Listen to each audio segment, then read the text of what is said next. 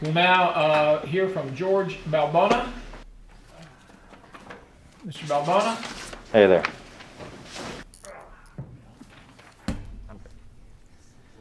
Alrighty. I'm not going to focus upon the litany of terrible ideas that make up HB531. Clearly, they all have but one goal: voter suppression. Am I interrupting you, sir? Thank you. Please continue.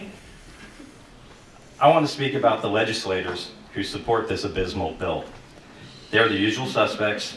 They're the little men with little minds and little hearts who blindly support big money. What will be your legacy? What will you tell your friends and family about the injustices you're attempting to perpetrate via HB 531? I'm wearing a t-shirt celebrating the bravery of Georgia Representative John Lewis, who dedicated his life to improving voting rights, not just for his constituents, but for every eligible voter. Not just for, what will be the words used to remember your life and your actions? What will you tell your children about the actions you took today to diminish the defining principle and foundation of American democracy? Let me loosely paraphrase the immortal words of Joseph Welch. Until this moment, Senator, I think I never really gauged your cruelty or your recklessness. Let us not assassinate Georgia election code further. You have done enough. Have you no sense of decency? Thank you for your input.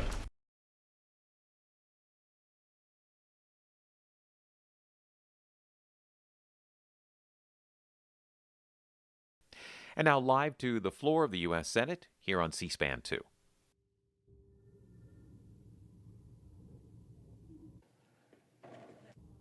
It's the Lord calling. Mr. President.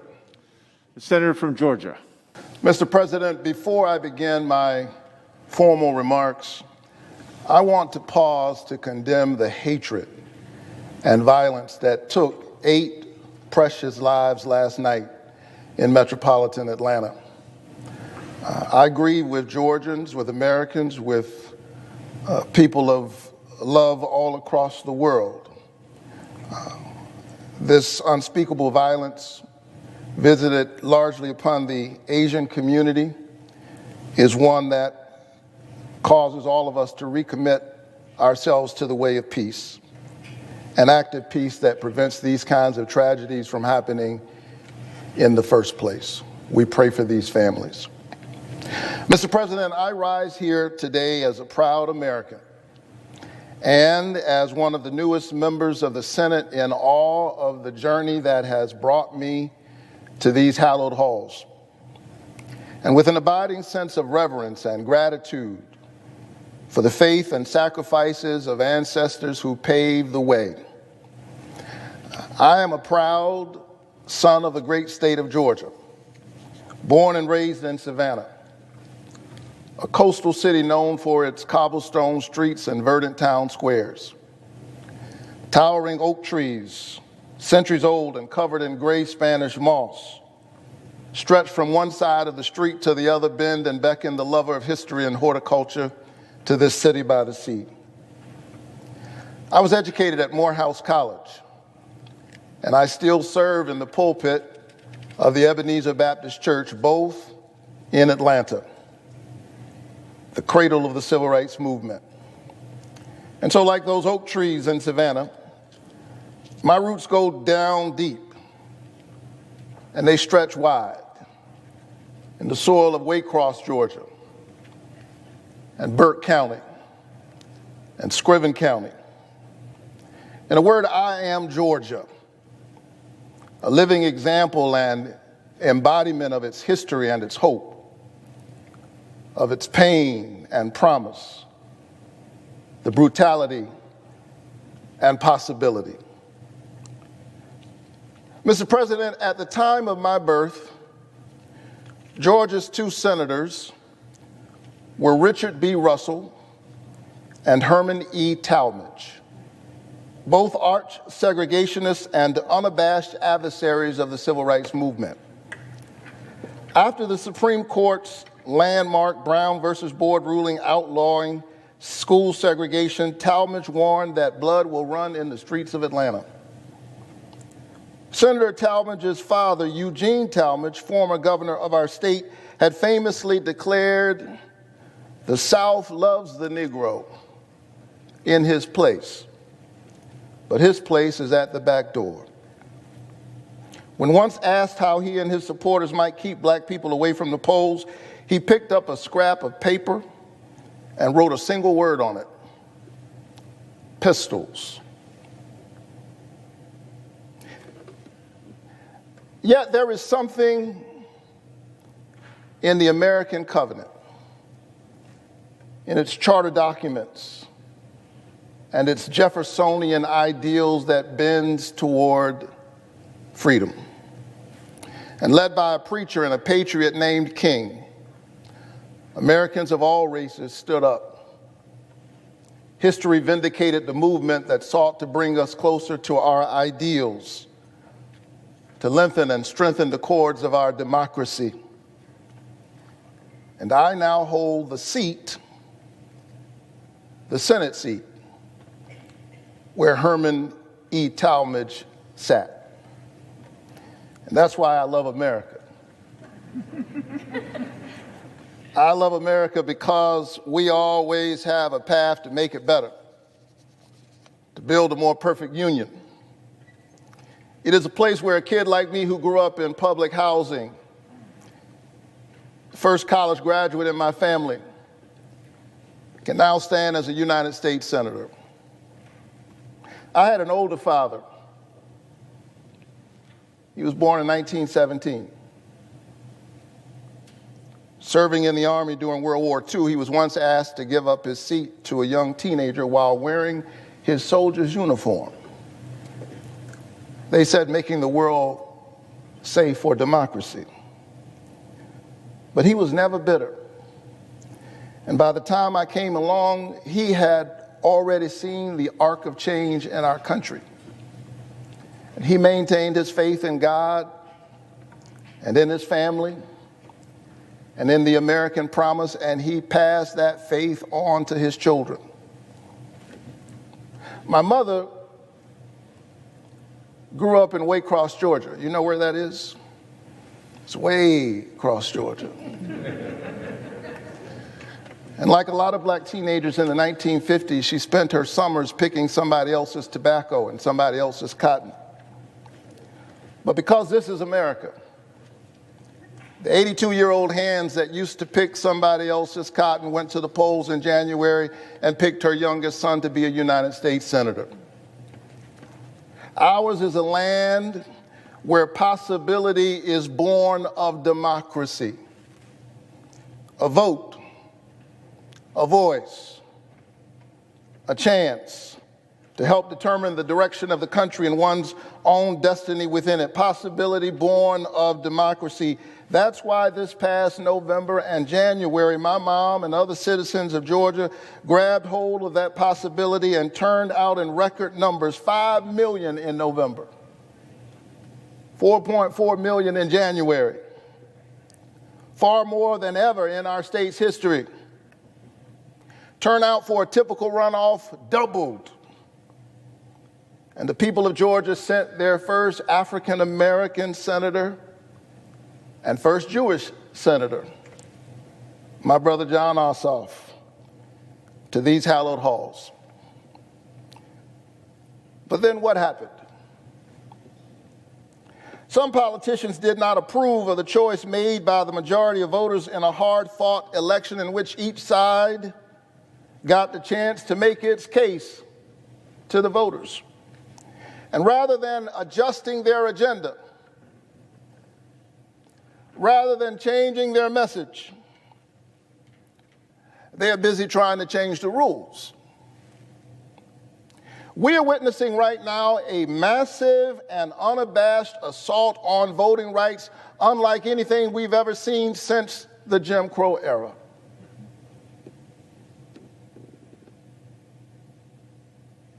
This is Jim Crow in new clothes. Since the January election, some 250 voter suppression bills have been introduced by state legislatures all across the country, from Georgia to Arizona, from New Hampshire to Florida. using the big lie of voter fraud as a pretext for voter suppression. The same big lie that led to a violent insurrection on this very Capitol the day after my election. Within 24 hours, we elected Georgia's first African-American Jewish senator, and hours later, the Capitol was assaulted. We see in just a few precious hours the tension very much alive in the soul of America. And the question before all of us at every moment is, what will we do to push us in the right direction? And so politicians driven by that big lie aim to severely limit and in some cases eliminate automatic and same-day voter registration, mail-in and absentee voting, and early voting and weekend voting. They want to make it easier to purge voters from the voting roll altogether. And as a voting rights activist, I've seen up close just how draconian these measures can be. I hail from a state that purged 200,000 voters from the roll one Saturday night, in the middle of the night. We know what's happening here. Some people don't want some people to vote.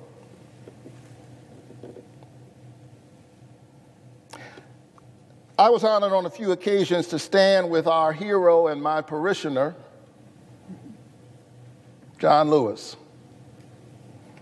I was his pastor, but I'm clear he was my mentor. On more than one occasion, we boarded buses together after Sunday church services as part of our Souls to the Polls program, encouraging the Ebenezer Church family and communities of faith to participate in the democratic process. Now, just a few months after Congressman Lewis's death, there are those in the Georgia legislature, some who even dared to praise his name,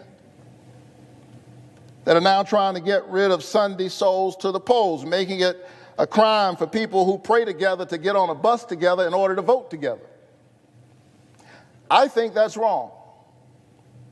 Matter of fact, I think that a vote is a kind of prayer for the kind of world we desire for ourselves and for our children. And our prayers are stronger when we pray together. To be sure, we have seen these kinds of voter suppression tactics before. They are a part of a long and shameful history in Georgia and throughout our nation. But refusing to be denied, Georgia citizens and citizens across our country brave the heat and the cold and the rain, some standing in line for 5 hours, 6 hours, 10 hours, just to exercise their constitutional right to vote. Young people, old people, sick people, working people, already underpaid, forced to lose wages to pay a kind of poll tax while standing in line to vote. And how do some politicians respond? Well, they're trying to make it a crime to give people water and a snack as they wait in lines that are obviously being made longer by their draconian actions. Think about that. Think about that. They're the ones making the lines longer through these draconian actions. And then they want to make it a crime to bring grandma some water while she's waiting in a line that they're making longer. Make no mistake, this is democracy in reverse. Rather than voters being able to pick the politicians are trying to cherry pick their voters. I say this cannot stand. And so I rise, Mr. President, because that sacred and noble idea, one person, one vote, is being threatened right now.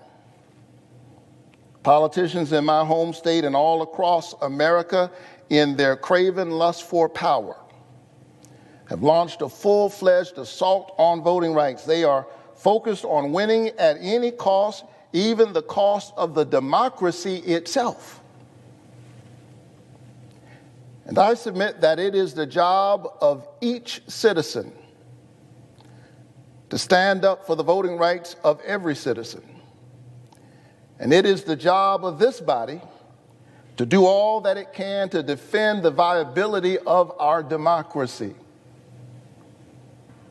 And that's why I am a proud co-sponsor of the For the People Act, which we introduced today.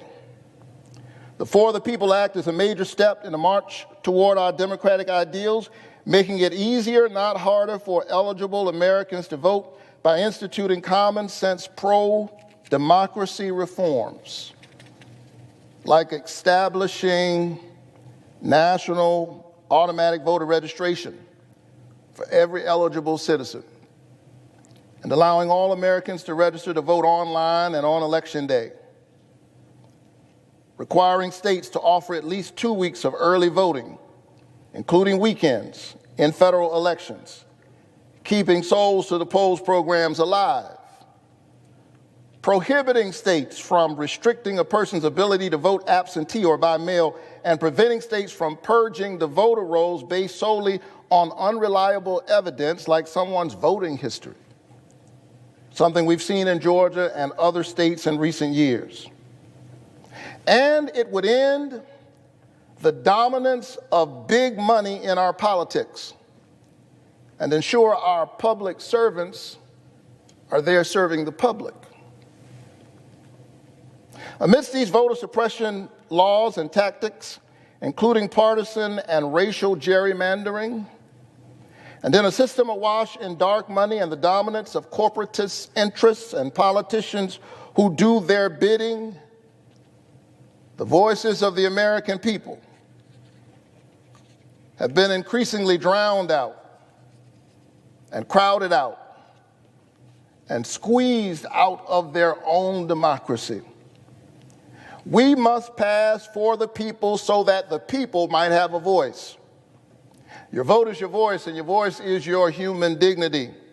But not only that, we must pass the John Lewis Voting Rights Advancement Act.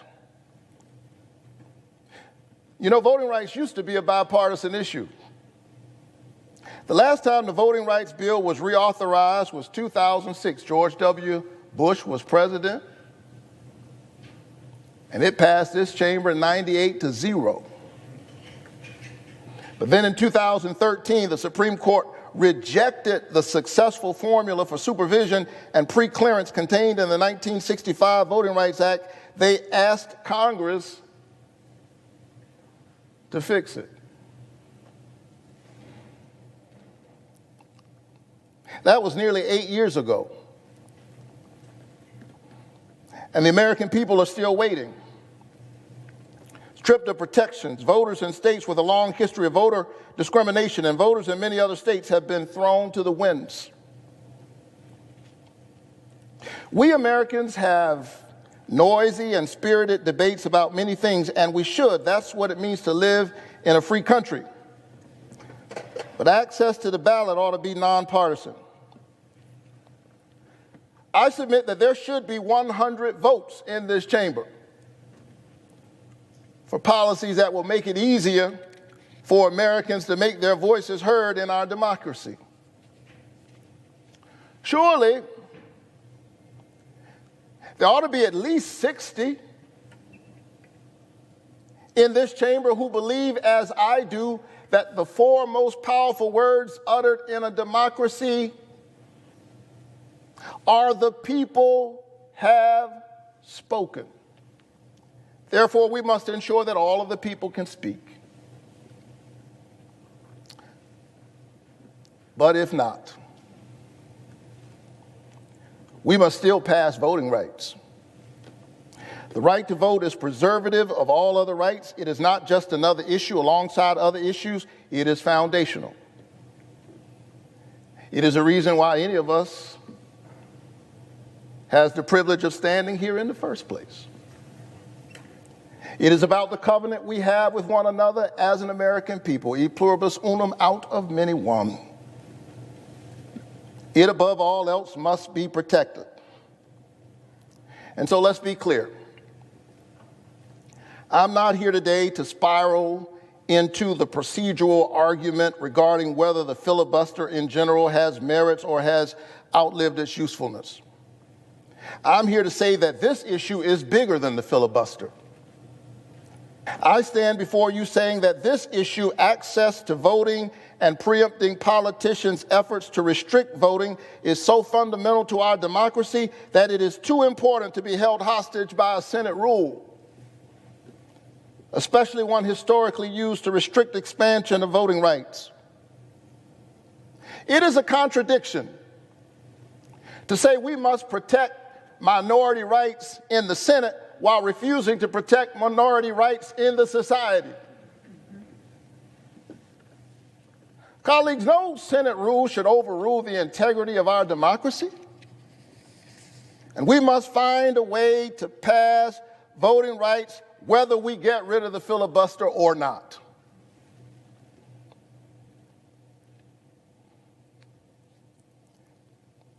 And so as I close, and nobody believes a preacher when he says, as I close. Let me say that I, as a man of faith, I believe that democracy is the political enactment of a spiritual idea. The sacred worth of all human beings. The notion that we all have within us a spark of the divine and a right to participate in the shaping of our destiny. Reinhold Niebuhr was right. Humanity's capacity for justice makes democracy possible, but humanity's inclination to injustice makes democracy necessary. John Lewis understood that and was beaten on a bridge defending it. Amelia Boynton, like so many women not mentioned nearly enough, was gassed on that same bridge. A white woman named Viola Luiso was killed. Medgar Evers was murdered in his own driveway.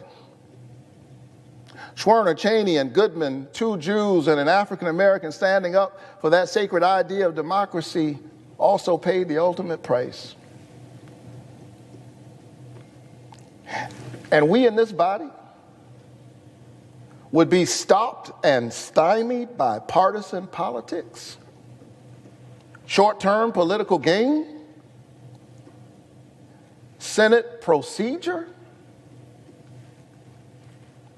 I say let's get this done no matter what. I urge my colleagues to pass these two bills, strengthen and lengthen the cords of our democracy, secure our credibility as the premier voice for freedom-loving people and democratic movements all over the world, and win the future for all of our children. Mr. President, I yield the floor.